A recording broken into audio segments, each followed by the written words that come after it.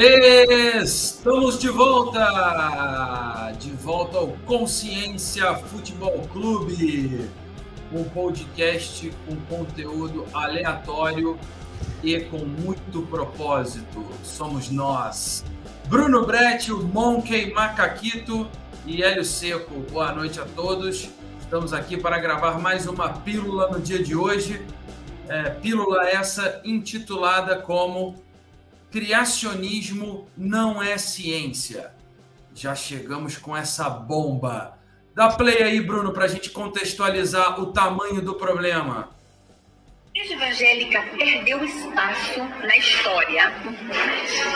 Nós perdemos o espaço na ciência quando nós deixamos a teoria da evolução entrar nas escolas, quando nós não questionamos, quando nós não fomos ocupar a ciência. A Igreja Evangélica deixou a ciência para lá e vamos deixar a ciência sozinha, caminhando sozinha. E aí, cientistas tomaram conta desta área. Para você ver como assim, né?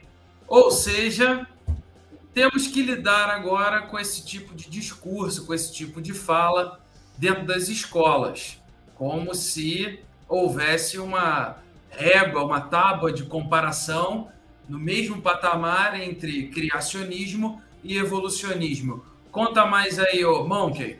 Então, eu queria, primeiro, boa noite, galera, bom dia para quem estiver assistindo depois, boa tarde, né? Eu queria só contextualizar esse áudio que a gente ouviu agora. Isso é a Damares Alves, nossa ministra da Mulher, etc. Ex-ministra. Ex-ministra. Futura senadora. Futura senadora, exatamente. Falando para os seus pares, né, em algum evento cristão. E, cara, isso é uma situação muito preocupante, né? Esse é um movimento que começou lá nos Estados Unidos, lá por volta de 25, né? 1925, quando um professor foi processado pelo Estado por ensinar evolucionismo nas escolas, né? E desde então a maré veio mudando e o criacionismo é que foi entendido como uma não ciência e aí proibido de ser ensinado nas aulas de ciência. Isso estou contextualizando o que aconteceu lá nos Estados Unidos e o que acontece aqui é reflexo, né? E a partir desse momento, o movimento criacionista cunhou um novo termo chamado design inteligente. E eu acho isso muito preocupante. A gente tem, né, dois amigos em comum da nossa época lá do mestrado em Lavras, que por acaso se tornaram professores e que aconteceu uma tentativa de que eles fossem impedidos de ensinar evolucionismo na escola estadual e o outro escola particular, ambas em Minas Gerais. E, enfim, é uma situação muito complicada, porque o design inteligente ele se propõe a usar termos científicos, palavras rebuscadas, para tentar complicar o entendimento das pessoas, para que, no final, chegue-se à conclusão de que uma estrutura como, por exemplo, o olho humano ou a coagulação sanguínea são muito complexas, são estruturas muito complexas para terem surgido ao acaso, que é o que prega a teoria da evolução. E aí essa teoria do design inteligente afirma que por trás dessas estruturas complexas só pode existir uma mente superior que está desenvolvendo essas estruturas, né? Ou seja, criacionismo 2.0. E a grande questão é que o criacionismo, ele nem deveria, né? Assim, ele não pode ser considerado uma ciência, ele não atinge uma premissa básica da ciência, que é ser falseável, né? Quando você diz que Deus ou uma inteligência superior foi quem criou, você impede a próxima pergunta. Não tem argumentação que possa ser feita a partir do momento que você fala foi Deus que criou. E não dá para replicar as condições para ver se o mesmo fenômeno acontece estatisticamente falando de forma significativa.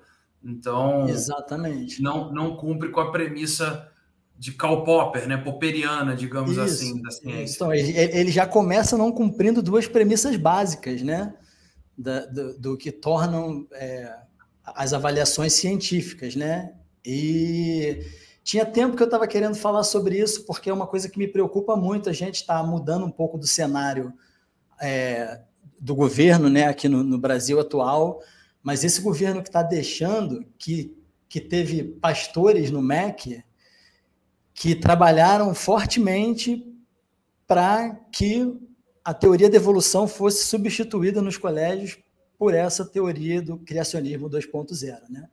Ou eu não diria nem substituído, mas que tivesse pé de igualdade e tempo de exposição equivalente, o que já é um absurdo. Já é um absurdo. Evolucionismo é uma pauta educacional, é uma pauta científica. E criacionismo é fé, onde as pessoas têm o direito ou não de praticá-la. E é uma decisão pessoal delas. Agora, um conteúdo programático, uma ementa disciplinar de sala de aula, assim como é aprender a tabuada, assim como é aprender o beabá, não pode ser submissa a uma questão de fé, correto? Exatamente. E aqui a gente não está dizendo que as pessoas não podem acreditar no criacionismo, exatamente, que não pode se falar em criacionismo, mas isso tem que ser na aula de religião e não na aula de ciência, né? Pelo amor de Deus, com o perdão da palavra. Do trocadilho. Exatamente. Seu herege.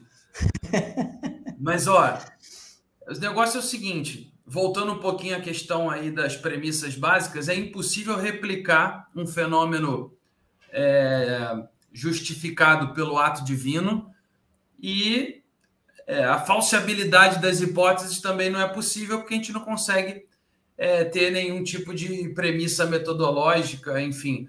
Então, exatamente, quando alguém fala que é coisa divina, que é coisa de Deus, que, enfim, acha uma explicação dentro da religião, dentro da fé, não há mais nenhum caminho lógico, racional, argumentativo para se seguir.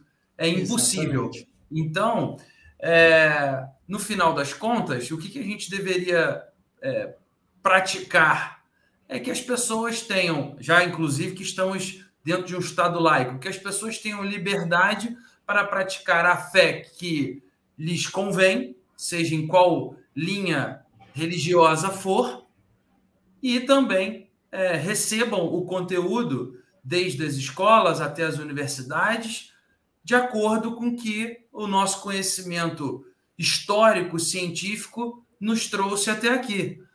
Então, assim, evolução, ela é um fato. Os mecanismos, as minúcias, os detalhes com que acontece esses processos, eles são cada vez mais revelados à medida que a gente consegue avançar na nossa capacidade de geração de conhecimento, com tecnologia, com novas descobertas.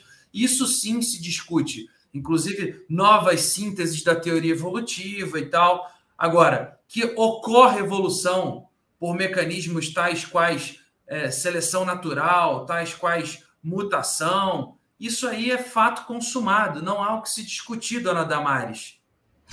Exatamente. A evolução, ela parte de uma premissa básica que é mutações aleatórias, né, que acontecem ao acaso e que não existe um direcionamento para aquilo, e essas mutações vão conferindo novas habilidades que podem ou não ser selecionadas pelo ambiente. Exigindo com que aquilo seja replicado geração após geração. É o tal do fitness, né? A aptidão, traduzindo ao pé da letra. Isso, exatamente. E não existe uma direção lógica, nenhum sentido de melhoria aí, né? E como, por exemplo... Ou hierárquico, né? Entre espécies. Nós, seres humanos, não somos mais evoluídos do que nenhuma das outras espécies, seja uma bactéria, seja uma planta. A minhoca, a gente só evoluiu distintamente. Isso. Todos nós que estamos vivos nesse momento no planeta temos o mesmo nível de evolução. E isso, às vezes, é muito difícil de ser compreendido, né? De ser aceito, especialmente por uma sociedade majoritariamente cristã, né?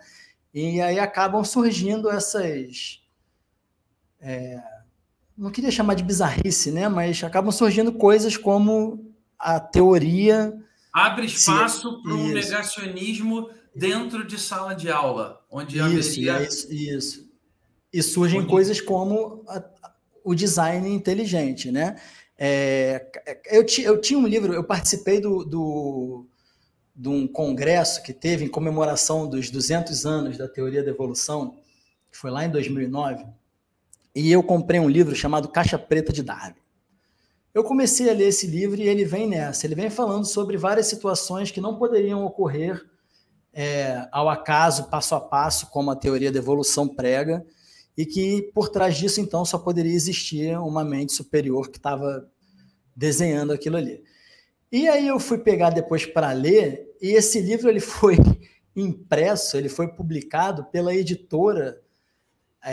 O endereço dessa editora é um prédio em Nova York, que não é pilha isso, tá? Por incrível que pareça, é verdade. É o prédio da Opus Dei. Então, assim, são coisas que deixam muito claras de que, na verdade, existe por trás um objetivo religioso, né? Que para nublar a teoria da evolução e voltarmos forte nessa ideia do criacionismo, né? Ou seja, quanto mais ignorante formos, mais facilmente seremos manobrados. Exatamente. Ouviu, dona Damares? Dito isso, finda então a nossa segunda pílula do CFC Consciência Futebol Clube. Um abração, Monkey. Vamos que vamos. Abraço, Hélio. Abraço todo mundo aí. Valeu. Até mais.